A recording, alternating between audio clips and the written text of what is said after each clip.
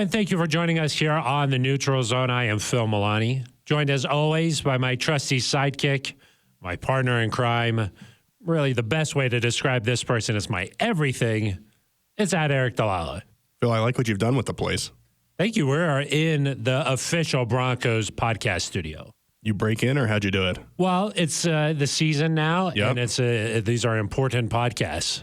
So That's right. We've raised the level of podcasting. exactly. And, after our last show, there were a lot of complaints about the audio quality. So we were like, let's bring in some professionals. Were there? There were. I think it was Ben Swanson's At the fault. Breckenridge Brewery? Yeah. Got it. Just the audio, not the lighting or anything? It was just audio complaints that I saw. Interesting. Yeah. But anyway, so because of those complaints, we had to bring in Ben Swanson, and he's here. I don't know if we cut off his microphone, right? I think we tried to. I think so. I think it's yeah. on. Oh, no. Yeah, someone's got to keep you guys in line. So I'm back. What happened to your First chair? time. Why is your chair so Why small? are you so small? I think this was a power play by Phil Yeah. to give me the small chair. I think it was more of a proof of life type of thing. Some people were wondering if you really even existed anymore. Yeah. I took a photograph of him holding up today's newspaper, but we decided that wasn't enough. Yeah. He had to join us in studio. Yep. Well, makes sense. Eric, though, not the show that we were anticipating, not the topics we were going to be talking about. We did not think that that's what we were going to be talking about. That was English. Yeah. Uh-huh. Yeah. That was really good. After a loss to Seattle, which we did not see coming, this Nope. show is going to take on a little bit of a different tone than what we maybe initially thought it would. Grumpy? Grumpy, I think, is one way to put it. We're going to talk about how the Broncos maybe can clean up some of their mistakes. Yep. So much focus fell onto that decision to kick a 64-yard field goal there. But really, the Broncos should not have ever been in that position. Did that get a lot of attention? That got some attention. Got it. Yeah. Yeah, it shouldn't have gone to that point. I think that's a fair assessment. Some mistakes in the red zone, Eric. And I'm wondering if those mistakes are easy to correct, or are those an indicator of maybe a larger problem? Ooh, I see. In the business, we call that a tease. It makes you want to keep listening. You know what I mean? How could people not want to keep listening? Yeah.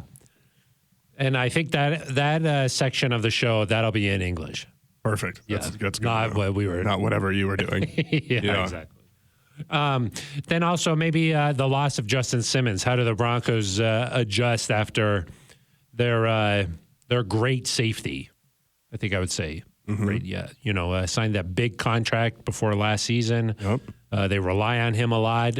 One of the more dependable players maybe in the entire NFL. Of course. Just never leaves the field. Of course. Now he's going to miss at a minimum the next 4 games. That's right.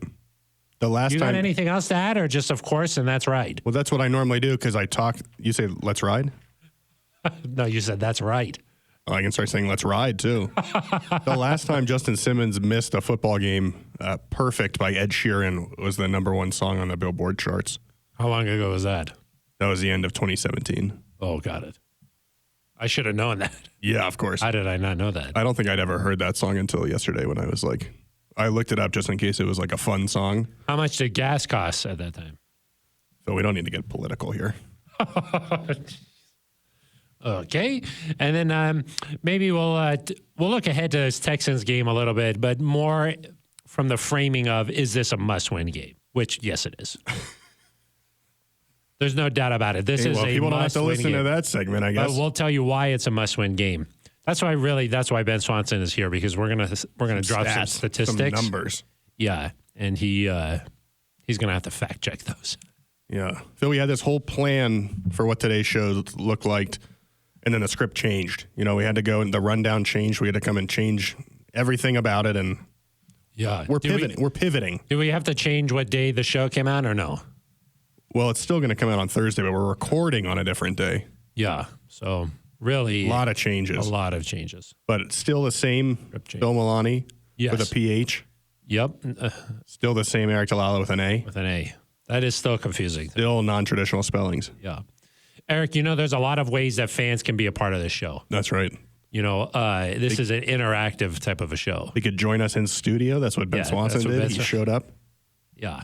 He is still trying out for podcast supervisor, but We're not sure yet. No, That role is still open. still very much a possibility that someone else could take that job. Yeah. Could I be an intern? Podcast supervising intern? You're overqualified. No, yeah, you're too. Yeah, exactly. Plus, you'll probably want benefits or something crazy like that. Yeah, you'll probably want us to pay you. Yeah, yeah. But Eric, one of the ways that we like to interact with NZ Nation is over the Broncos official YouTube page. Yep, that's And true. you can leave a comment there, and then we read all of the comments. That's right. I love the I'm comments. just going to say that as much as possible. I know, it's bothering me. You're bothering me. Sticks and Stones, Eric. That's a username? Yeah, Okay. they Are break bones. Yeah. Okay. But words. Yeah, always hurt. That's right. Or they hurt even more. Yeah. When you grow up, you kind of learn that words can be more hurtful. Yeah. Yeah. That's what do they say? They say, don't say anything that you wouldn't want said to you. Swanson. Okay, Sticks and Stones. You guys have the best dry humor of any of these Broncos podcasts that I watch. Keep it up. Ooh. What do you think the other podcasts Yeah, are? what do you think? You think the George Stoya, Nick Ferguson podcast? I don't think that that's a thing. It is a thing. Oh, it is? Yeah, they tweeted about it yesterday. Oh, did you listen to the first one? No, I only listen to the Neutral Zone. Yeah. How many times did you listen to this show? Once, well, I'm kind of like Russ. You know, he was talking about the film. He watches just himself, then he watches the whole team, then he goes back and watches it again. So I listen to just my part, then I listen to the whole show, and then I listen to it again. Do you have like a team of video people like you getting cut ups? That's one of the things Ben helps with. Okay, got it. And then sometimes I go back and watch the show without any sound just to see how I look. Yeah. Mostly, like, okay, how's the hair looking? It looks nice today, I'll say. Thank you very much. Yeah. Thank you very much. Why did you add today? I mean, yeah, what does that mean? Donna Didier, one of our good friends. Good friend? She says, you're spot on, Phil. 12 is a college thing. It took several years for Seattle folks to embrace their NFL team because they only cared about UW. Okay, that was last week. We were talking about how Seattle fans refer to themselves as the 12s. 12s. I was like, no, that's a Texas A&M thing. Things went better this weekend for Seattle than Texas A&M. Yeah, those 12s. App State, they just keep doing it. Yeah, they just... William Kincaid, love your show. It's even more fun watching than listening because I see more of your antics while the other guy talks. What?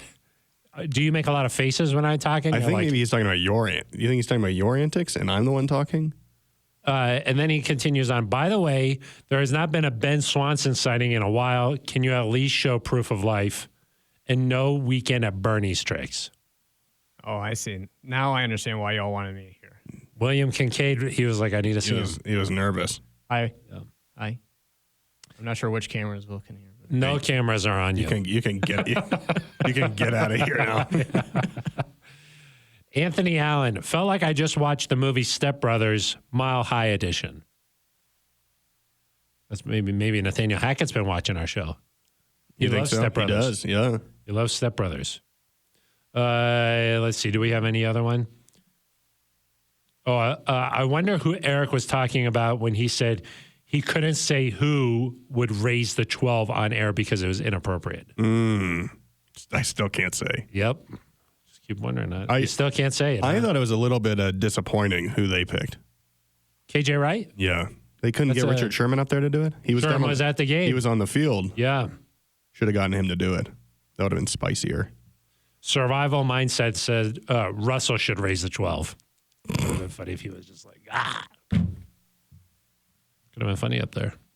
Yeah, that would have been one of those really classic funny really things. Funny moments. So anyway, you can watch every episode of the Neutral Zone on the Broncos official YouTube page. Please leave a comment and we'll read it on the air just like that. But Eric, there are other ways to be involved in the show. That's right, Phil. You can leave an email at neutralzoneshow@gmail.com. Do a little typey type. What's the name of that email address? neutralzoneshow@gmail.com. One more time. neutralzoneshow@gmail.com. Okay, and then just one more time. neutralzoneshow@gmail.com. Okay, perfect. I got it. I think that You got was, it? Yep, that was good. Okay. You can also leave a voicemail, 707-NEUTRAL. Ben Swanson, he's in here right now, so he can't answer the phone. We got a lot of voicemails this week. We do. We're going to play them. I think 33 people left a voicemail. We're going to play the top 4 or 5. Yeah. Javonte Williams amount of people. Yes. Yeah. And then we're going to play them. I think we're going to play all 33, right? Or you said 4 or all 33? I think 4 or 5 is probably a nice number. Oh, okay. Yeah. Swanson? True. Okay, got it. Okay. So an email, a voicemail, and then also you could just follow us on Twitter, right? That's right. I already mentioned at Eric Delala with an A, at Phil Milani with a PH, both non-traditional spellings. Phil, a little bit of a tease here from me. We have a voicemail from a new caller who also has a non-traditional spelling. Yeah. I think maybe that's why people watch this show, because they have a connection with the non-traditional spellings. Yeah, we've got a group of, we can call ourselves like lovable misfits whose names have non-traditional spellings, and people have come from far and wide. Not even Broncos fans. They're just like, my name's spelled a little weird. Yeah. I want to join these guys in their quest. It's like, it's in Rudolph. There's the Island of Misfit Toys, right? Is that Rudolph? I don't know. Swanson is. I think so. Swanson, fact bringing check. up a lot of things that we just don't know about. Fact check. Today. Island of Misfit Toys. I think that's Rudolph. See, normally when I talk, I know what I'm talking about before I say it. You believe that you know what you're talking Fact about. check. Not true. Yeah. See, what was that you were saying that you He's believe talking about or something? you. Yeah, I'm talking about you, Phil. Oh, was that the Rudolph or no? Misfit Toys, yeah. Oh, got it. What was wrong with Rudolph, Eric? Nothing was wrong with him. The Misfit Toys. Oh, got it. Well, what was wrong with Rudolph? He had a red nose. That's not. That came in handy, I think. It did, which he learned to love himself, which is what we're helping everybody with a non-traditional spelling do. Got it. So we're like Rudolph. We might be like Santa because Santa helped Rudolph. Yeah, but we're also misfit. Yeah. Maybe Ben Swanson's like Santa. Kind of confusing. It's kind of confusing. All right.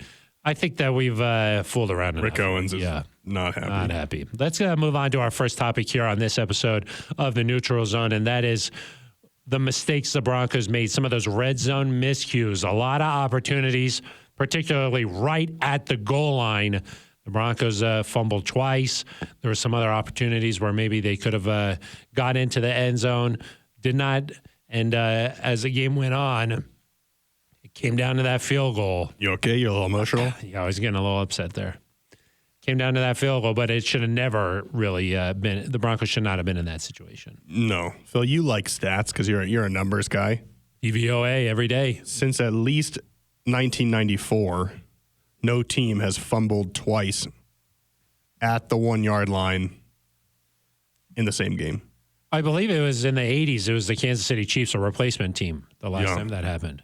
But there's some weird like tracking stuff that they didn't track everything for a long time. Like sacks, of course, weren't tracked officially till 82. There's certain drives that weren't tracked. But so you're saying the Monday Night Football team was incorrect when they could have been correct, but maybe they weren't correct. Oh, got it. There's just a little bit of a gap there. And then your stat was what? Since at least? Since at least. So that's not even really accurate. You're kind of just putting in a little. It is accurate. You're putting in a little bit of a hedge. I mean, if I said since at least, classic if I said there. since at least last week, that's also true. Yeah. Yeah. So You understand? No other team in week 1 of the 2022 season fumbled twice other than the Broncos. That's probably not true. Twice in the goal line? You didn't say goal line there. You just said at the fumble goal twice. line. At the goal line. Yeah, that's true. Yeah. That's not as impressive as 1994. And maybe 1994 is not even really true. So I think you don't have a good understanding of how words work. okay, and what let's they move mean. on. Okay. Anyway, Yeah. that was just a fun little stat of how unlikely that was to occur. Yes. I don't have long-term concerns about the red zone because I think that the errors down there were largely due to the crowd noise. They will have to play other road games. That is true. That's a really good They'll thought. have to this week at home, but other weeks they will be back on the road. I think they will be more accustomed, more used to that. There was no preseason time, obviously. Maybe playing in Buffalo would have been a little bit helpful. Ooh. I don't know. Okay. But I also think, in addition to the noise, Nathaniel Hackett, I think, learned something valuable, which is that when you're on the goal line it's not worth it to send them in with 2 or 3 plays and say, hey, check to this versus this look, check to this versus this look. When you're on the road and it's that loud, you've just got to go and beat your man one-on-one. You've got to have everybody on the same page because, I don't know exactly what happened with the Melvin one, but certainly with the Javonte, there were people that were not on the same page there. And so some people thought run, some people thought pass. Graham Glasgow thought pass. He got blown up into the backfield. Javonte gets hit and loses the football. If they just call a run from the get-go, he's probably firing off the ball. Who knows if they score, but at least you're probably not fumbling the football and losing possession there. And so I think that, one, they're going to get more used to crowd noise. I think red zone efficiency is something that just increases with time anyway because you get more comfortable, you get more of a rhythm. And then also I think Nathaniel Hackett learned a valuable lesson, which is that you've got to simplify things a little bit down there. But that was just one play, right? The Javonte. Was there miscommunication on these other plays? But I think there? Well, certainly there were issues in terms of getting the play off. Yeah. Many of those plays were snapped with 1 second left. The Melvin one, I feel like, went down to the wire. Guys were getting set still with a couple of them. So you've got to, I think, again, that goes back to communication. Something that can be easily worked out is they've got to get the play in a little bit faster. They've got to get to the line a little bit faster. And then they've got to make whatever adjustments. Obviously, if you're not audibling, that saves you some time too, because you don't have to go to each player. Yeah, but I think one of the things that makes having a quarterback like Russ special is that you're giving him options to be able to put the team in the best situation possible when they're at the line of scrimmage. They just got to get to the line of scrimmage faster, right? I mean, Lloyd Cushenberry was saying there were times when they got to the line of scrimmage with 15 seconds left, which should be enough time, and there still were issues in terms of getting the playoff. I don't know. I think in the red zone there, you're going to see the Broncos simplify things a little bit. Maybe down the road, as you get more and more comfortable in this offense, as these guys get more comfortable playing together, you give Russ the chance to audible a little bit more down there. And listen, I'm still fine with it in the middle of the field, but when you get down there and these plays are so valuable, I think Nathaniel Hackett has to call a play. You've got to go down there and you got to run it. Yeah, because, I think a lot of the attention goes to those 2 fumbles there, but in general, like the operation just was not smooth down in the red zone there. There were a lot of times where Russ, as he likes to do, gets out of the first play call and then he likes to move around a little bit. Sometimes I wonder if that's beneficial in the red zone or not. I think there's 2 sides of it where when he's out of the pocket, he's able to see things a little bit clearer, and then you're just asking a guy to just make a play, and a lot of times that works well. And then on the other side of it, things are so condensed and tight in there that it's like bam, bam, that if you're just throwing the ball on time when a guy breaks open, maybe you'll have more success there. So there was just a lot of things that were going on. There were a couple of times where he just ran out of space, like when he was running and the pocket was moving. He just ran out of space, like the Eric Tomlinson one. There was a play where he didn't have any other option. He kind of overthrew Cortland Sutton in the back. There were just a couple of times where it just didn't seem like there was anything happening. Yeah, you're not going to score on every red zone play, I think, but there were enough opportunities down there that could have been touchdowns that I think you just clean up some of the little things. I don't think you need wholesale changes down there. I'm not overly worried about that in particular because of how well they move the ball in other areas of the field. And then you get down there and the precision needs to be a little bit better. The timing needs to be a little bit better, but I don't think that's a big issue. I would expect them to be much better down there this weekend. They certainly moved the ball really well. They racked up the yards. I think that Russell Wilson had the 3rd most passing yards among QBs last week. So true. Yeah, I knew that one. Why'd you say I think? Well, that's kind of like an at least, I think. Just make sure that I'm right. Because even if the stat was wrong, I said, well, that's what I thought, so I was right. You know what I mean? I said I think, so I was right. Don't know what you mean. I didn't say the stat was correct. I said I think, so you know what I mean? No. It's like a hedge. It's kind of like a Delilah. Yeah, I haven't. Okay, but so you would consider not having any audibles down there? Inside the 5-yard line. Wow. Because I do think there was a difference between what they were doing when they first got in the red zone at like the 20 to the 15-yard line, the 10 even, when you've got a little bit more space to work with. And then they ran 11 plays inside the 10-yard line. A lot of those down at the goal line, obviously, and those were more inefficient. And I think that if you just have everybody on the same page, pound it in from there. Nathaniel Hackett talked about why they ran the shotgun formation, and it wasn't as much as I thought when I first watched it. 6 of 11 plays, I think, is where they went shotgun down there. 7 of 11. So there certainly were some times where they went under center and went tight there. But he said that gives you the chance to throw it a little bit easier. Plus, you can still run it with a double team kind of off the backside of the formation. So he views it as the best of both worlds. But yeah, when you get down there inside the 5-yard line, I'd like them to pick one play, go down there, and try to punch it in. The thing I like about being under center is there's a little more deception. You know what I mean? You can kind of hide where the ball is. You could just do a lot more things, it feels like to me, where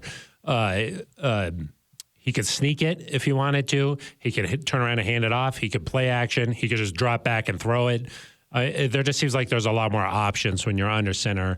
And especially when things are so tight there, it's a little bit harder to see maybe from a defender's point of view when you're under center. So I prefer under center, especially when you're right near the goal line, like that 4th down play to Melvin.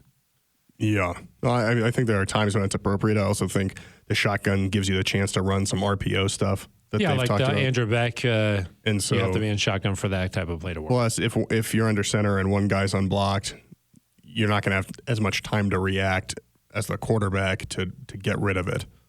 Yeah. So the Javante, one guy was unblocked. That's true. Well, he kind of just threw Glasgow through Javante. Yeah. What do you think about the offensive line and where things stand right now? I think we differ here. I thought the offensive line was pretty good in week one. They cleared a lot of rushing lanes. The run game I thought was really good. And then pass protection wise, I thought they were fine. They weren't like perfect or anything, but I think I saw a stat they were in the top 10 in terms of passing protection in week one. One of those advanced numbers, not quite a DVOA, Phil, but in the same neighborhood. And I don't know. I didn't look at the offensive line and see like huge concerns. There were times when Russ had time to pass in the pocket. Certainly held on the ball at times to give himself an opportunity to let Cortland Sutton get downfield. So, we'll see what happens without Quinn Miners in there. But at least in week one, I thought they looked fine. They did a fine job, in my opinion. The right side of the line, I think, is maybe more of the concern just because now you're talking about your starter at right guard is not there. And then who knows if Billy Turner is a full participant on Wednesday. But if he's not able to go, then you're missing 2 starters on the right next to each other. Yeah. Cam Fleming was pretty good last year. He only allowed, I think, 8 pressures in 4 or 5 games. Were you surprised that he got the start over Calvin Anderson? I think they saw enough in probably that joint practice against the Cowboys that they realized that Cam Fleming was a better option. Calvin struggled a little bit that day. Obviously, we saw him play in the preseason, but Fleming, I think, went out and had that last preseason start, if not the last 2. So it was trending in that direction, I think. And I think they still obviously view Calvin as a valuable swing piece, but maybe didn't think he was the best option to start there. And then obviously Graham Glasgow came in for Quinn Miners when he got hurt. Graham provides a lot of versatility. He can come in and snap the ball if something were to happen to Sir Lloyd Cushenberry III. But what do you think about him at the guard position? Because I think that all throughout camp, he was a player that we were keeping an eye on just to see how he was doing. Yeah, he's still working his way back into football. Obviously suffered a season-ending injury last year, plus had the heart issue earlier in the season. So I think he's a player that should probably continue to get better as he plays more football. He was signed here with the intention of being a starter, and so he's got that type of talent. He's got to get back into it. Yeah, maybe it seems like he would benefit from being a little bit stronger. Maybe that's just something that it's going to have to take a little bit of time. Yeah, I don't know how you gain lots of strength over the course of a season. I gain a lot of strength. You know what I mean? Uh-huh. If you would come to the weight room, you'd see me in there doing work. That's true. Me and Swanson are in there all the time. Yeah, right, Swanson. I don't see you in there a whole lot. Ooh, a little bit of a shot. That's not true. Maybe you can't see me because I'm back in the weights. I'm not up by the what is that machine that you like to use? The treadmill. The skull crusher. Okay, so you're not concerned about the offensive line too much, and you think that things will get cleaned up in the red zone. I do. Okay, I hope so. Yeah, I mean, I just think that there were some things that didn't look like maybe they were just like really smooth, and like I thought maybe there was some pre-snap stuff, and then as the play unfolded, there were just some indecision maybe going on that maybe as they play together and they've got a little bit of a better feel, those things will iron themselves out, but we'll have to see. We will have to see. We'll have to see. Let's move on to topic number 2 here on this episode, and that is the loss of Justin Simmons. On Wednesday, he was placed on injured reserve, which means he's going to miss at a minimum 4 games. As the Broncos' schedule works out, it's not a huge loss, maybe just because of the teams that they're going to be playing, but we don't know exactly how long Justin's going to be out. We just know that at a minimum, it's going to be 4 games. Yeah. You know, you look at the schedule and Houston this week, San Francisco, the Raiders, and then the Colts. You think, okay, well, none of those teams are kind of viewed right now as a team that's going to push the ball deep down the field consistently. Certainly not like you're playing the Chargers or Chiefs here in the next couple of weeks. Obviously, the first game back for Justin that he would be eligible for is in LA on Monday Night Football against the Chargers.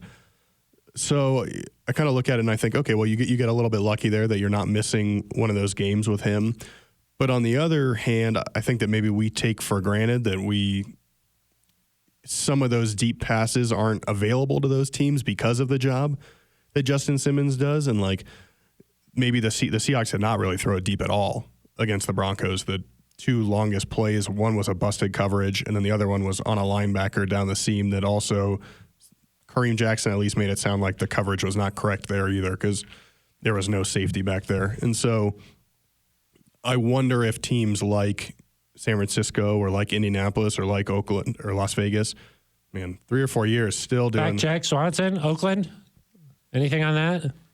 So I wonder if those teams now test the Broncos deep a little bit more because Justin's not in there. And so, you know, you could view it as, it's not as big of a deal because those teams don't have those big arm quarterbacks that are going to push it. Or you could view it as, well, maybe now the Broncos are more susceptible to that. Yeah, I mean, in terms of guys who are going to be trying to fill Justin Simmons' role here, P.J. Locke, Caden Stearns, these are some younger players that if they have to step in, they haven't played that much. Yeah, I mean, Caden's played a decent amount now. He filled in for Kareem last year when he was injured. I would expect him to get the start this weekend. Broncos sign Anthony Harris, a veteran safety. We'll see what he's able to bring from the practice squad. Of course, they could elevate him later in the week.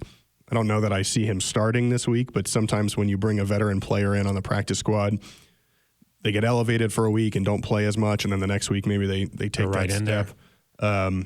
Anthony Harris played 7 years in the league, so he should be able to pick up a defense pretty quickly. Yeah, 6 interceptions, I think, in 2019, so he has playmaking ability. Started 13 or 14 games last year for the Eagles, so has played recently. Then you don't even need to fact check that. That's just correct. The classic 13 or 14. That was a pretty good range there. It's 14, but Thank you. Okay. Yeah. We got to get Ben Swanson out of this studio ASAP. A lot of he's right from Ben Swanson for me, and a lot of no for We got to you. get 13 or 14 is not a thing. That's too big of a range for you. I want 14. You'd be like he I want started 14. somewhere between 0 and 17 games last year. Correct. That's a correct statement. That is correct. need Really the 14. helpful for the listener. I need the 14. So, yeah, I think Caden Stearns will probably be that main guy. The big issue to me is not necessarily the playmaking ability. Like, you will miss, I think, Justin's ability to intercept passes at times or come up and help in the run game. To me, it's about communication, and we hear Justin talk about this all the time. Justin Simmons, I don't think, says a word more than he says communication. Well, he also likes to be where his feet are. That's true. That's another favorite. But communication is Communication is number one. And so it's not just about deep passes. It's about, hey, on a little crossing route, are we passing these guys off or are we staying with them? If you're playing, sometimes you play like a matchup zone. Teams will do that. Does everybody know where they're supposed to be, what they're supposed to do? In the red zone where things get a little bit more hectic, Justin's always calling stuff out. Are the Broncos going to be able to replace that just to make sure that there are no coverage breakdowns? Because I do think that the Broncos showed in the second half against Seattle, Phil, that they're talented enough to shut teams down, especially teams that don't have kind of an elite level quarterback. But when you have coverage breakdowns, all of a sudden it lets these teams back into the game. Like if you take out the 2 coverage breakdowns against the Seahawks, they didn't really do anything. Correct. Kareem Jackson said... But Geno was on fire in the first half. Right, but they moved the ball, but in terms of scoring, those 2 plays were a little bit fluky. And Those are breakdowns. Kareem Jackson said on Wednesday, in the defense's mind, they did not earn a touchdown. And so I'm just a little bit apprehensive that the Broncos are going to be all on the same page. It'll be a big thing in practice this week. Make sure everybody knows what they're doing so that you don't give people free points because it's hard to come back from that. How do you think that's going to work? Because obviously Josie Jewell, we're not sure about his status for this week. I mean, he's another guy who's a main communicator. Mm-hmm. Now Justin Simmons out. If both of those guys are out, one, who do you think is going to be delivering the plays out there to the defense? Because I don't know how many other guys play 100% of the snaps that aren't like Pat Surtain or Kareem. Yeah, I mean, typically the secondary is are the guys that play out there 100% of the snaps. If Josie doesn't play, I believe Jonas Griffith called the plays last week. I would imagine that would be the case again this week if Josie can't play. Sounds like the Broncos are hopeful that Josie can come back. He was doing a little bit of work on the side on Wednesday. We'll see how things progress as the week goes. But our friend, ESPN senior reporter Jeff Legwell, outside the studio, making faces to Ben Swanson. Oh, Ben Swanson doesn't get rattled. You got a little bit rattled. No, I just wanted to say what was going on in case you were watching on YouTube. Oh, well, you could have just focused on what we were talking about. That was way more entertaining. Got it. Sorry. I'm answering a question you asked, so maybe you could have asked a better question. I don't think it was the question's fault. I think it maybe the answer. It wasn't the question's fault. It wasn't the question's fault, I don't think. Yeah. So do you believe that there were adjustments made at halftime in the Seattle game, or do you think that they just sort of all got on the same page? I think they just settled down. Yeah. I think that they were able to realize just do what you need to do, get the calls in a little bit cleaner. There were fewer missed tackles. I mean, that was part of it, was that the Broncos had some chances in the first half to stop these plays and weren't able to do it. They were cleaner, not as many penalties. I don't think there were wholesale changes. It still looked like they were doing the same type of thing. They just were better at it. What do you think about this Texans offense? I mean, in comparison to Seattle. What do you think? Yeah, you're hitting me with a lot of what do I think. What do you think? Well, I think that DK Metcalf, I think that Pat Surtain did a pretty good job against him, but maybe Brandon Cooks a little bit of a different wide receiver. I wonder if Surtain is going to be on Cooks as much as he was on Metcalf, or if he's more of a smaller, shiftier kind of wide receiver. That is something that I'll pay attention to, because Cooks is definitely a guy that if there's a coverage breakdown, he's going to the house. Yeah. So I don't think you can afford any kind of Will gaffes. Will Dissly went to the house with a coverage breakdown. Yeah. If the coverage breakdown. Dissly speed. Yeah. That's what you think of with him. Yeah. So I'll be interested to see how the Broncos try to defend him, because aside from that, and maybe some of the running backs, not too much scares me. No, their weapons aren't the same as Seattle's. And I actually thought Tyler Lockett didn't do a whole lot either. And so the Broncos, I was a little nervous about when you play a team with 2 really good receivers, what's going to happen. I thought Ronald Darby did a nice job. Yeah. He obviously had that nice pass breakup on Noah Fant on a 3rd down to get the Broncos off the field. K'Wan Williams, you didn't hear really his name called in terms of giving up a lot of passes. He got a little dinged up in the game, huh? He came back, so he finished the game. But I thought the secondary overall looked like you would hope, except for those couple of breakdowns there. Yeah. But you're right. I don't know what the interesting thing in Seattle is that they didn't really move DK very much. He just kind of stayed where he was, and Surtain was on that side, and they just let him go at it. He moved a couple of times, but not a ton. And so it'll be interesting to see if they move Brandon Cooks to the other side in the slot or something. Does Surtain follow him over there? Do you put K1 on him? If he goes over to Darby's side, do you let Darby go there? Or do you just say, hey, they have one guy that can beat us. Let's make sure that guy doesn't. Yeah. Because I would have said going into last game, like, hey, Geno Smith shouldn't really scare you too much. But he did. He was scary in the first half. In the first half. I mean, Davis Mills shouldn't scare you too much, but maybe, you know. Yeah, I mean, every quarterback in this league, if you give them time and you're not on the same page, they're going to be able to carve you up.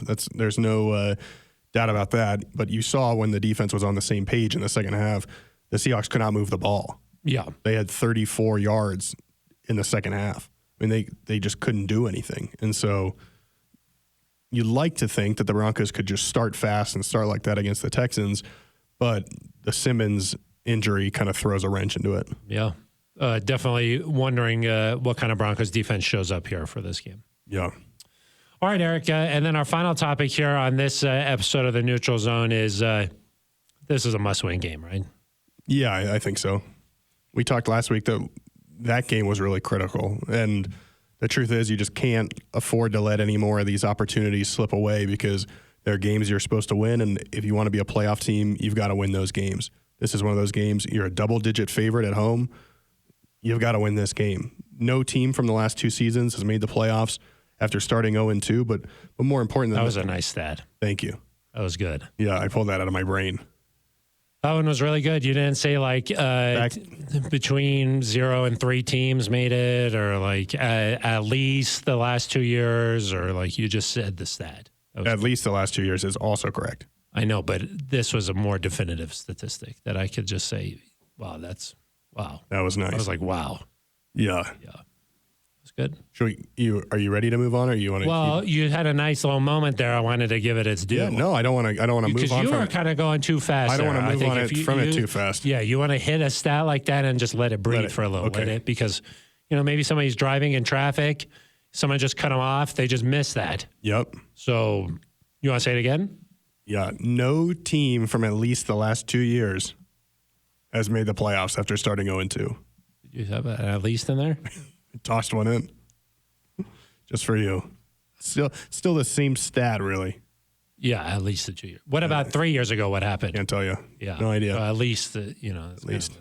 Yeah. I don't think in 3 years either. Oh, wow. 4 years? Keep going, Wow. Swanson. How many Wow. years? When is the last time an 0-2 team made the playoffs? Looks like 2018, the Texans and the Seahawks. They both. Yeah, but then they lost in the wild card. Oh, eerie. The Seahawks. Twilight Zone right there. The two Russell teams? Wilson. Wow. So would you advise the Broncos lose this week? No. Okay. Yeah, this is a get-right game, I think, for the Broncos. And I also think it needs to be more than a win, Phil. It needs to be kind of a convincing. Like 45-3. My gosh. Is that what you're saying? Crazy. I think a double-digit win would be nice to say, okay, what we're doing is working. We had a lot of success last week. We just couldn't turn it into points. This week we're going to do that. We're going to look good on the defensive side of the ball, and we're going to have the Broncos could really use a stress-free win. Oh, where you don't have boring. I need some drama. You right? want the Broncos to be down 1, driving in the final minute. And then I want it to be 4th and 5 at the 46. Yeah, and then just you want redo. No, I don't. They need a nice stress-free win, which I think they're going to get. I don't think it's going to be it could be a little I'd love them just to come out of the gates right away on offense and go down, score a touchdown on the first drive and say, ooh, if they win the coin toss, do you take the ball? I was thinking about this the other day. No. You don't want to just give it to Russ and let's go. Get the crowd fired up. I think teams always start a little bit sluggish. Like that first drive is always a feeling out process. If you take the ball and you don't score, you're already like behind the 8 ball a little bit because the other team gets the ball to start the second half. And so like you saw with the Broncos there, they had the chance to double up. Yep. And they scored the field goal at the end of the first half, and then they were 1 yard away from getting a touchdown and basically would have even a little closer than 1 yard. Yeah, 1 inch away. At least 1 inch. No more than 1 yard away. Yeah, so that's kind of the opposite of it. Exactly, a reverse. And they would have, they would have had a 10-point swing there. And so I like the ability to defer. Seems like that's Nathaniel Hackett really likes that. Of course, Bill Belichick is the master of one that. game sample size, but yeah. But he's talked about how important that is. Stealing possessions. Yeah. The double up at halftime is nice. It's really nice, but you got to do it. It's a nice move. Like the Broncos almost did it, but instead they singled up. Because I will say, if you get the ball at the beginning of the game and you go down and score a touchdown like the Seahawks did, then you're kind of feeling some pressure. You know, Seahawks got the ball, went down, scored a touchdown, and then when the Broncos got the ball, yeah, of course. I believe you were like, you can't go 3 and out, or you said something like that. Like you feel a little pressure at that. Yeah. Time. So yeah. Especially they didn't. The Broncos did not go 3 and out at all. They did not. Here's a stat for you. That was nice. When was the last time September 2016 was the last time the Broncos went a whole game without a 3 and out. What game was it? The Colts game, I believe. Okay. Did I toss I that believe was week 2? I tossed believe in there. Then if it, yeah, believe. It was like September 16th or something like that. Is that when the Colts game was? Was that the Shane Ray, the Von Miller Shane Ray scoop? Yeah. September 18th. That was the Colts game? Yeah. That was the game they did not go 3 and out. Well, I can't fact check that right. That's okay. September 18th is when they played. Yep. Broncos and Colts played on the 18th. Yep. Wow. Broncos did not go 3 and out. And they won that game. I believe they scored 34 points in that game. Is that what you believe? I believe. It is true they didn't go 3 and out in that game. What about the points, Swanson? How many points? Oh my gosh! If we had a fact checker, that was wow. How many points they score? Pick six. 34 points. Wow, I'm a machine. Wow, it's like a steel trap up there. Yeah, can't get anything by me. Yeah. Wow, but yeah, you don't want to be 0-2. No, you don't want to be. That would be bad. I would say the one point about losing to the Seahawks is at least they're in the NFC. It's not a game that, other than just a win-loss situation, there's not going to be any tiebreakers or any other kind of complications from that loss. But the Houston one, you can't go 0-2. No, and then there were things about that Seattle game that just. It was a perfect storm, I think, for Seattle to win. Not just the turnovers that the Broncos had, but that was their Super Bowl. You know, week 1, they're still all fired up. Yeah. It was early in the season, so the Broncos' offense has not gelled yet. If they went in there in week 10, I think there's a chance that the Broncos just smoke them because the offense would have been rolling by that point. I think the Seahawks caught the Broncos at a really good time. You got that season opening excitement. You heard Pete Carroll. Pete Carroll went on the radio this week and is just blasting everybody. Yeah, that's how he does things. Yeah. He was like, we really wanted to win it for all those guys. Just essentially insinuating that the defense wanted to beat Russ. Oh, got it. Because they did have a lot of alumni there. You know, I think sort of like the radio hosts asked, why do you say that? And Pete was like, I'll let you figure that out for yourselves. Oh. Yeah. Pete's got some edge to him. He came out and said, we wanted to force Russell to throw left because he's not as good at throwing to the left. Yeah, I mean, he knows his tendencies. Yeah. He acted like maybe he knew everything. Oh. It's okay. Well, hey, the Broncos did lose that game. They did. Okay, they lost the game. And lost the game. That was a big thing going in with Pete going into it, and they won. When you win the game, you get to talk a little smack. Exactly. You get to do it. Yeah. So that's just how it goes. So, but if you don't like that, win. You know? Yeah, of course. So I agree with you. That's how I feel about that. I don't think the Broncos are going to go 0-2 here. I think they're going to win convincingly. But there's some pressure on them now. You're going to feel a little bit of pressure this weekend because of what happens if you don't win. Yeah. And, you know, when I looked at the schedule before the year, Phil, I thought starting 2-1 for the Broncos was probably a likely scenario. I thought a loss for San Francisco.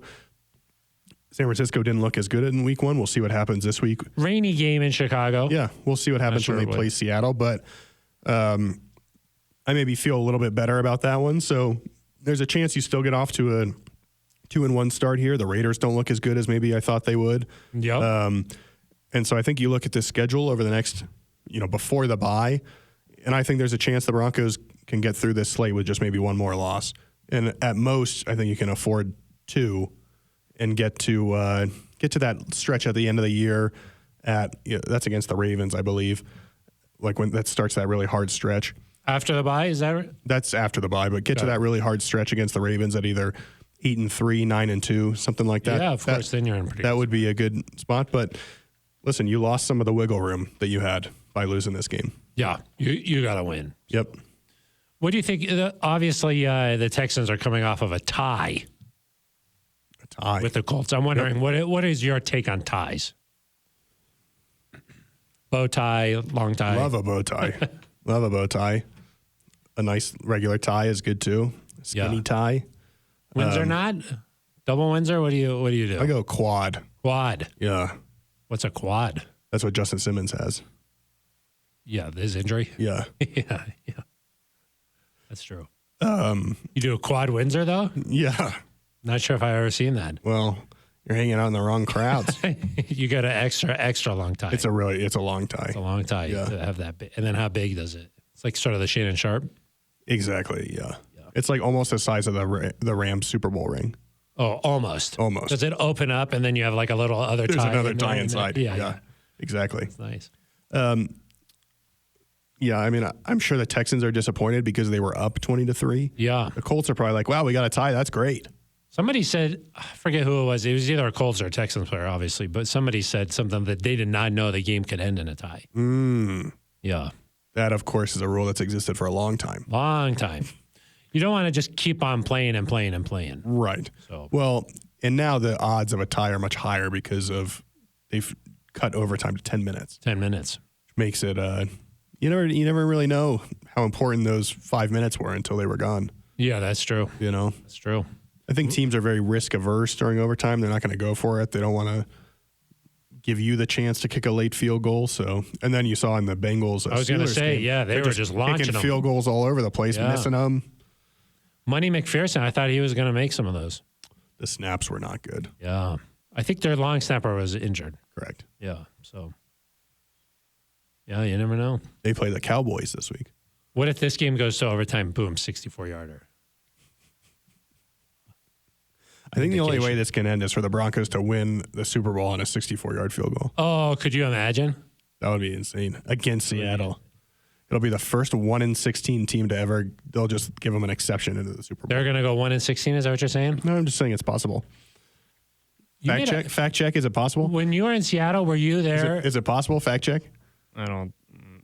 Of course, it's possible. Yeah, They're 1-0 right now. possible. It's very possible. Thank you, Phil. Yeah, it's possible.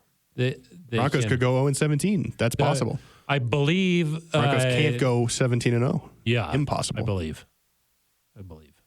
Okay.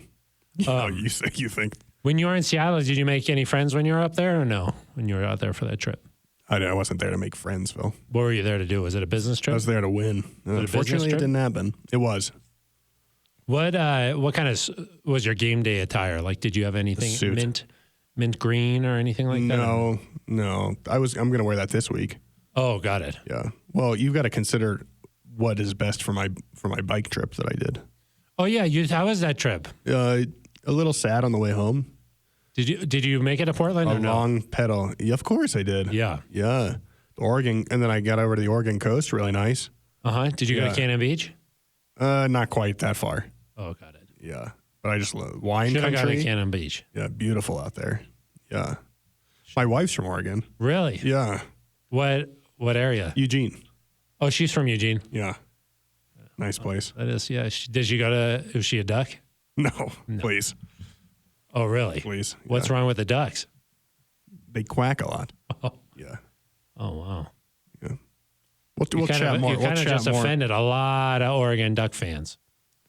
Why? Said, Because they quack the a way you lot? said, "Oh, please." Yeah, that was kind of offensive. No, it's more like just because you're from Eugene doesn't mean you have to go to Oregon. Justin Herbert did that. He's from Eugene. So if he did it, everyone's got to do it. Yeah, he went to Sheldon High School. Don't put people into boxes that they have to do. They don't have to do anything. Yeah, you really don't. They can do whatever they want. That's true. Yeah. Where did your wife end up going to college? Oregon State. Oh, really? Yeah, kind of a Corvallis. yeah. Nice. So that could rile some people up. That could, yeah. Yeah, That's always a big rivalry game. You know? of course. Yeah, the Civil War. They don't call it that anymore. Yeah, that's those were your words, not mine.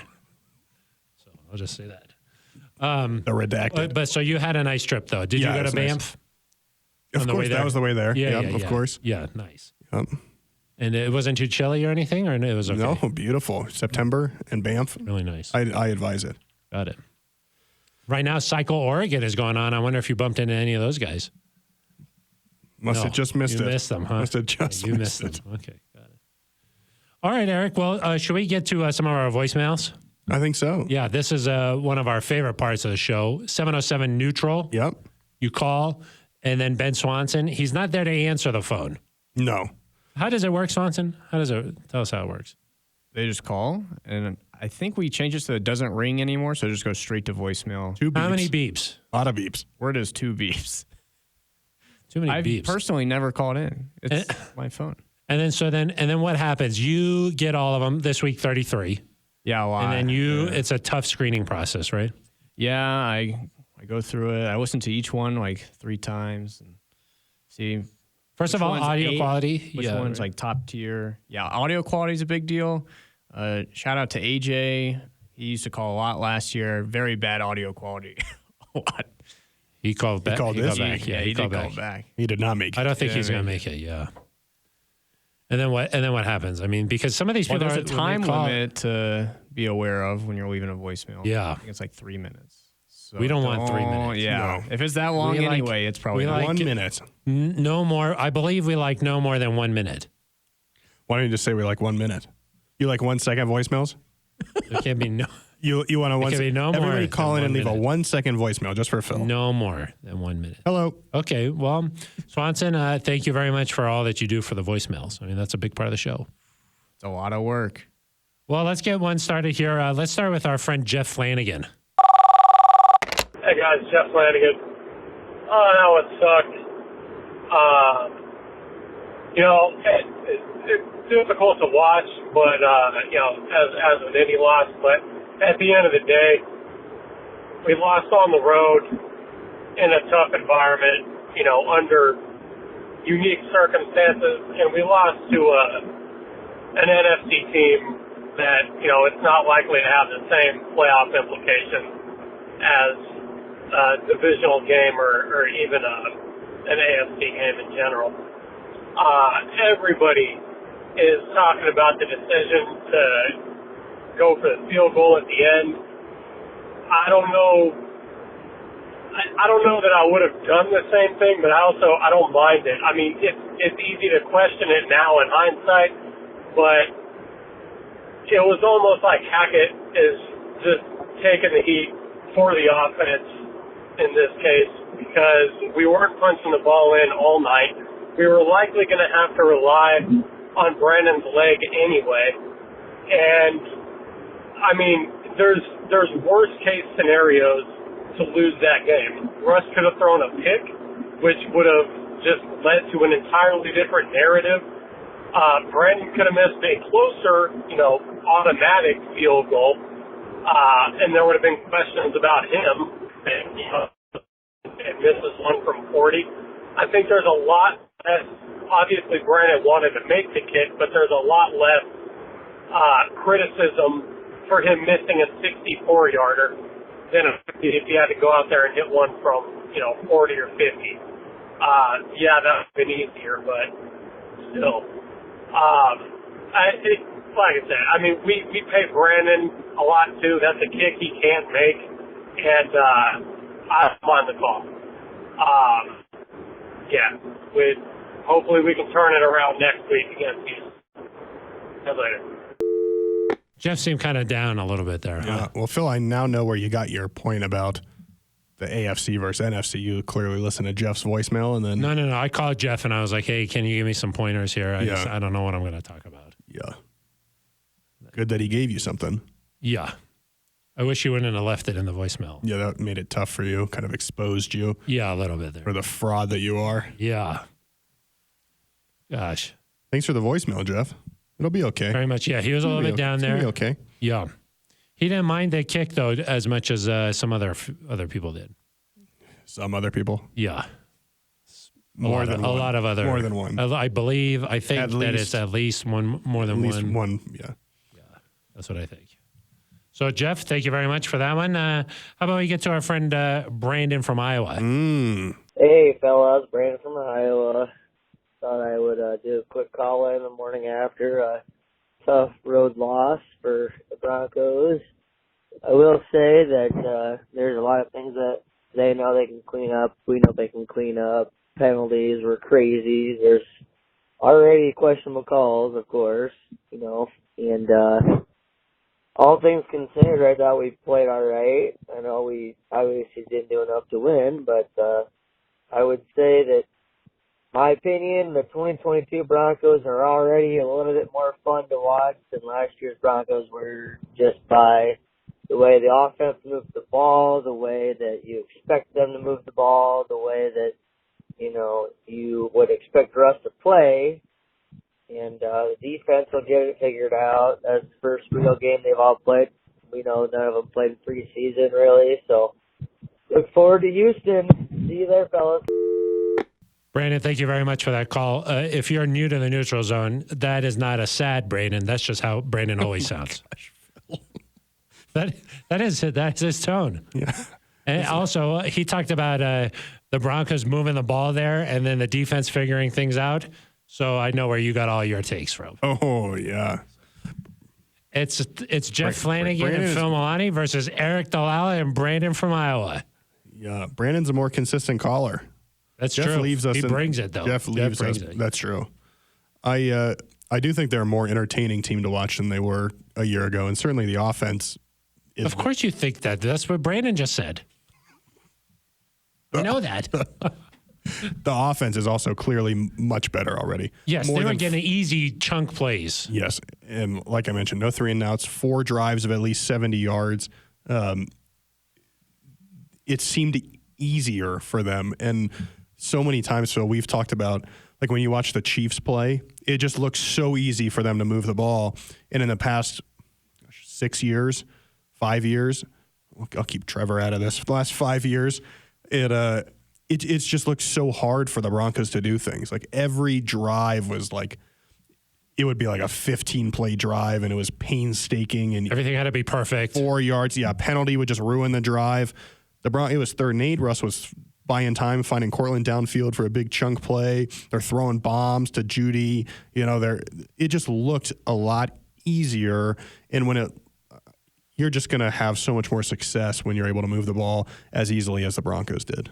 That's why I think it kind of surprised people that McManus ran out there, just because they were getting plays pretty easily. Yeah. I think that was part of it too. So, yeah, I mean, it was a lot more fun to watch that kind of, certainly in the first half when it was going back and forth. I was like, this is not Broncos football. We're not used to this. No, and even if, obviously the defense played better, but to me, it's more fun to watch. And I love the Big Ten, so it pains me to say this, but you like the 7-3. I love that in college football. I think that's great. It's certainly more fun to watch. Like when the Broncos play the Chargers, 40-37 is more exciting to watch than 13-10. It is. And so the Broncos defense might be tested at times this year, but they've got the offense, I think, that can go back and forth. It'll at least be fun to watch. It'll be an entertaining product. Too much over the last few years, Phil, the Broncos have been not good and also boring. You mentioned the Chiefs there, that they're easy to get those big plays. Yep. I mean, one of the big reasons why is Travis Kelce. Yep. Wondering, do you think there's a player like that for the Broncos that it's going to develop into a guy who's just like a Hall of Famer? Well, when you really need something, it's like, do you think there'll be a situation where maybe later in the year, and you're like, yeah, the Broncos got to have this play. It's probably going to Sutton, or do you think there's going to be a guy like that? It was Sutton in this game. I mean, he obviously didn't have the touchdown, but I think 3 different 3rd down conversions for Sutton, certainly 2 big ones, one at the end of the first half that put them in field goal range. I think Cortland will be that guy, but a little bit of a stretch to say. Well, he's not going to be Travis Kelce. I know that. Got it. So when you asked if there was going to be a guy that was Travis. That type of a role for the Broncos. Got it. Yeah. The Kelce to the Chiefs is blank for the Broncos. Sutton. Did I clarify that for you, or are you confusing? Not well? Are you confused? Not super well. Johnson? Are you just asking who's the number 1 receiver? Well, I'm just wondering if there's a guy who you think that, like, for the Broncos, where they're like, we're just going to get the ball to this guy a lot, like that, and like in critical situations, it's going to this guy, that kind of thing. Probably Cortland. Probably, huh? Is that what you think? Yep. I also think he's not Travis Kelce. I know that. Okay. Nobody is Travis Kelce. Did you see some of the plays he was making last week? You didn't even know who Tyreek Hill was. They're just like, they got this guy. Yeah. Hence kind of why it's a weird question. We got We got one more. It's Tom I thought we Agnetti. got two more. I think we got one. Oh, we got two more. I'm sorry. Yeah, that's true. We do. We got at least one more. Let's get exactly. I believe that we have at least one more. Here's Tom Agnetti. Gentlemen, this is Tom Agnetti. How are you? I just watched the game. It just ended, and I'm looking at Geno Smith and his big smile. I don't know your opinion. I feel like the offense really outplayed them. But the buttered bagels at halftime probably weren't a good idea, or whatever they're doing, or if they need Claritin, they're allergic to the touch to the end zone or what. But that was rough. Broncos fans, the offense looks so much better than the trash we've been putting out there for years, but that was rough. And we got a little Vic Fangio clock management at the end of the game just to keep us reminiscing about last year. That was just awful, the clock management at the end. I'm just curious what you guys think about that. What were they even thinking? Anyway, on to next week. Have a great week. Thanks. Bye. Tom, thank you for that. That was a little spicy. Yeah, Tom really. That was spicy. Okay. 1 week and Tom's mailing it in. I like how Tom always kind of includes a little bit of a food, something, you know. He likes to watch the Neutral Zone while eating a pizza. I know that. Yep. I've seen those pictures. Of course. This time he was talking about buttered bagels. They ate them at halftime. Yeah, and then they... Does that mean that their stomachs hurt or something? Like they were slower? That's a little different story than the Terrell Davis hot dogs, at halftime. That was different. Different? Yeah. This one, I think he was referring to the fumbles. Oh, I got it. The butter on their hands. I see. Yeah. I thought maybe like a butter bagel to me sounds like a heavy item, so maybe it was just sat heavy in their stomach. No, I think it was slowed them down. slippery, the buttery slippery. No, I get it now. Yeah. I know sometimes things are hard for you to understand. I would have gone with like buttered popcorn. Oh, because then your hands are, yeah. Yeah. Who is it? You're probably not eating a bagel at 8:30. At night? Yeah. Yeah. Yeah, probably not. No. Sometimes breakfast for dinner is good. That's true. That's one of my least favorite things. Breakfast for dinner? I don't really particularly like breakfast for breakfast. And so yeah, you're not a big breakfast guy. Breakfast for dinner, I'm kind of like, well, we've just ruined 2 meals now. Would you ever have like Raisin Bran for dinner? Yeah. No. It's pretty good, wouldn't. Though. I think I would. Dinner for breakfast? I would do that. Really, a steak? Would you have a nice big steak? Like steak and eggs is like... Well, no, that's a normal breakfast. But that's close to... You're eating steak and eggs for breakfast every morning? What about remove the eggs? Like a corned beef hash? Yeah, that's like a dinner type breakfast. It is, yeah. That's what I like. Yeah.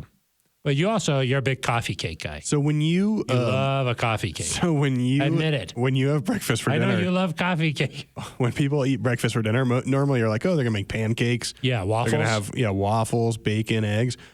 You're like, I'm gonna have breakfast for dinner, and you just have a bowl of Raisin Bran. No, I'm just joking around. So, but I have had Raisin Bran for a snack in the afternoon. Yeah, that's weird to me. I've done that before. Not in a long time, but I've done it before. Not in a long. Yeah, you're like definitely not this week. I mean, first of all, I would say never say definitely. I always always hedge. Yeah. Always hedge. In at least 1 week, I've not done it. Yeah, in at least 1 week, I've not had that. Okay, here's one more voicemail. Okay, new caller. Please admit the coffee cake before. Just admit it. I like a nice coffee cake. Yeah, you do. This caller, first time caller, but he called pregame. Oh, so he not was really the way we do it around here. No, you got to call postgame. But we like new callers, and we appreciate the voicemail. Yep. Good afternoon, after night, after morning, Mr. Swanson. Brock without a K, non-traditional spelling, calling from Los Angeles. Gentlemen, how important is it winning the first week? I don't know if you've ever been to Cold Stone, but they have 3 sizes. Like it, love it, and gotta have it. This is a gotta have it opening game, and if we lose this one, I'm gonna have to eat a whole tub of ice cream to recover. Let's ride. Brock, thank you very much. There's a lot to dissect. That was a great voicemail. Yeah, the inflection in the voice was tremendous. Really good, really well planned out. He had a clear mission statement. Yeah. He gave some supporting evidence. Nice and tight, 30 seconds. Then he wrapped it up. I am going to guess that was not the first time he tried that? I really? think that was maybe practiced, rehearsed. Do you think that he recorded it into something and then played it back? No, into the phone? I think there must have been some notes jotted down. It was good? I think You don't want to be too rehearsed. I didn't think it was too rehearsed. Yeah, it sounded good. I don't think that just came off the cuff. If it did, he should be in here instead of us. It was really that good. was really good. That was really good. But let's unpack a little bit of it. Okay? Brock with a C. Yeah, Brock with just a C. B-R-O-C? B-R-O-C. Kind of like Broncos. But no N. Or O or S. When you see it spelled out, it looks like your brain kind of connects it as Broncos. Like there's behind you on the wall, it says Broncos. Basically, it says Brock. Pretty much. We're just going to take down the NOS. The second thing that was interesting there was it was addressed to Swanson. Mr. Swanson. Mr. Swanson. So that's some people do that. Really? Smart people. Yeah, that's how you get on. It works. That's how you get in. And then what did he say? Have you ever been to where? Zach with a C calls him Sexy Ben Swanson. yeah, that's true. That works too. Zach it was too emotional for him this week. He couldn't do it. But his baby's doing well. Yeah. Just great. What did you say about it? Just barely hanging on or something? No, I don't think it was that. I don't think it was that bleak. Touch and go, I think is what you said. Yeah. Not the baby. Yeah. Cold Stone, you never heard of that? Cold Stone. Yeah. Oh, not a sponsor. He said he has to eat a tub of ice cream. I just get my ice cream from King Soopers or Walmart. Yeah. Those are the two places. I thought that was nice that he used the sizes as in terms of how important the win was. Yeah. That could be a nice sponsorship tie-in if we ever wanted to get I don't think we're really interested in Do we want to do that sponsored. kind of thing? Phil, that game wasn't important at all. I think it's good the Broncos lost it. It made him even more hungry. Yeah. I think that's what it did. Yeah. Pre-game, huh? That was Pre-game, it was a must-win. After the game, no, it's fine. No, it's fine. Everything's fine. Yeah. I wanted to lose that one. Yeah. What do you think? Is it easier to make corrections after a loss, or is it harder? Would you rather be correcting these things after a loss or a win? After a win, but people didn't understand this. I think there's a way the Broncos could have won that game that I would have been more concerned. Okay, Brock, if you want to be on next week, you could be on. You don't like if Russ had gone out and the offense had just looked absolutely terrible, and Russ but they still won. Russ had thrown 3 picks, but like the Broncos won 6-3 because Pat Surtain had a pick 6. I would have been like, this is not problems. good. This is not good. Whereas I'm like, wow, the offense looked really good. That's fixable. Got it. Yeah, that makes sense. Yeah. Well, I still would have rather taken the win, though. The win, okay. Yeah, but maybe we would have more concerns. Yeah. Yeah. I am concerned about the red zone. I'll tell you what. I just need to see that I need to see it. It'll be okay. Okay. Any shout outs here before we say goodbye? Shout out to Ben Swanson. He did a nice job. Came over here. It'll probably be the last time, but it was fun. Do you think we get him a normal chair next week or no? Maybe an even smaller one. Just no chair. Just sitting on the floor. Maybe just your chin above the desk. Maybe one of those high chairs that has a little table on it. Yeah, that could be nice. Huh? Yeah. Kind of like this. Gosh. Swanson, this is a professional type of organization here, please. It might be hard to get that through the podcast if you're just listening. That is true. If you're in the car, Ben Swanson is sitting in an extremely tiny laying chair. on the floor. Yeah, he's pretty much on the floor here. But thank you for having me on. It was nice to be back. I think it's been like 2 years. So you're still alive. How are your paintings doing? Oh, fantastic. Yeah. Really nice. Yeah. He's got a whole new art shed. Some nice art. Yep. How about Liz Gerald's? Nice little shout out. Nice one. The Broncos, after a loss, were at the Boys and Girls Club the very next day. Great to see. You love to see that. You love to see it. Taste of the Broncos, of course, is coming up on Monday. Yeah. I have no idea if tickets are still going on sale. I believe so. Ben Swanson, fact check. Yep. Community Swanson. That is always a great event because you get to taste a lot of really good food from all across Denver. I might be there. I don't think so. I think so. It's from 6:45 to 8:45, I believe. Oh, are you serious? Yeah. So What's the timing on it, you believe? That I believe. It depends on the ticket you get. Oh. What does my ticket VIP say? ticket starts at 6:15. Oh. You get general admission starts at 7. Oh. And GA is at 7? Yeah, tickets do appear to still be available. You go to denverbroncos.com/taste. And DeMarcus Ware's band's going to be performing, right? Is that a mirage? It's not a mirage. It's Mirage. Oh, got it. That's the name of his band. Yeah, I might pop over there, Phil. Of course, we will be recording the Neutral Zone live at Breckenridge Brewery's farm home. That's not really. You don't say you're recording live. I know that you will be live. We're in the taping it moment. live. We're doing it live. Recording is kind of like the anti-live. But we did It's record live. We it. did record it. Yeah, but it's not. You say we're live. Anyway, what time are we going to be there? 5:30 to 6:15. Right up to Monday Night Football. Right up to Monday Night Football, and then you'll get in the car. And watch Monday Night Football. Yeah, and I'll In the go. car you'll watch it? And I'll go to the community. Is that a community event, really, or no? Yeah. It supports a community, but it's not It's a a community community event. Sure, it is. Got it. Swanson, what do you think? I think so. You think so? Any other shout outs? Okay, fine. No, I don't. Do you have any other shout outs? I don't think so. No, I don't think so. I think that was. I think that was about it. That was nice. Yeah. All right. Well, I think that's going to wrap things up. We'll be at Breckenridge Brewery. Not recording live. Not recording live. That's off Santa Fe In Brewery Lane. in Littleton in the Denver metro area. So Yep, make it come down join there. us. Yeah. We had a couple of fans there last Monday. We did. Or last Tuesday, I guess it was. Confusing. Yeah. But this time it's going to be Monday, the day after the game. Yep. And if you don't live in the area, make sure you check it out. We'll be live on the Broncos official YouTube page. Absolutely. That's a nice little deal here. Okay, well, that's going to do it for us. For Ben Swanson and Eric Dalala, I am Phil Milani. You've been listening to The Neutral Zone.